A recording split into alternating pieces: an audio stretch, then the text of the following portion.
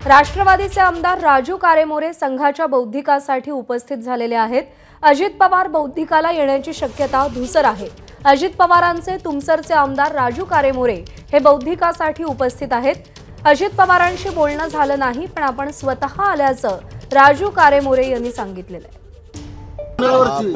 संतों के दर्शन लेने को होना, उनके विचार आत्मसात करने को होना, ये अच्छी बात है, अच्छी संस्कृति है।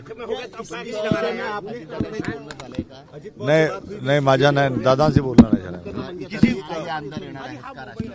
त्याच्याबद्दल मला माहिती नाही। तुम्ही आले आहात इथे पक्षाशी बोलून आले, नाही चर्चा केली आहे? नाही इथे आलेले आहात, काय भावना घेऊन आलेले? बस एक आपला चांगले विचार घेऊन जावा।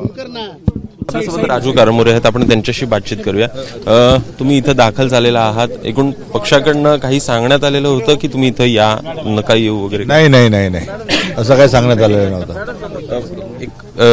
कारण कसं आहे, भाजपच्या प्रतोदांकडनं एक व्हीप जो आहे तो देखील जारी करण्यात आलेला होता, एक संदेश जारी करण्यात आलेला होता की सगळे भाजप आणि मित्र पक्षांनी इथं येणं अनिवार्य आहे। असं मी पण ऐकलं होतं, त्याच्यामुळे मी आलेलो आहे। अजितदादा दाखल होणार आहेत, येणार आहेत अजितदादा? येतील ना, दादा येतील ना।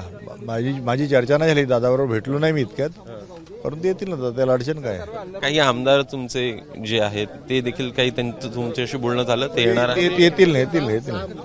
साधारण पाहायचं तर तुमची पक्षाची विचारसरणी आणि भाजप आणि मित्र पक्षांची विचारसरणी ही थोडी वेगळी आहे। याकडे कसं बघता आहात? तरीही तुम्ही इथं दाखल झाला आहे, काही बौद्धिक घेण्याचा विचार?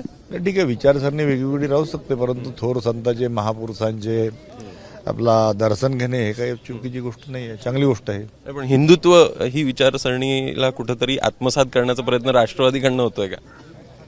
नाही, सर्व धर्म चांगले आहेत, आपला त्याच्यात काय अडचण आहे, दर्शन घ्या।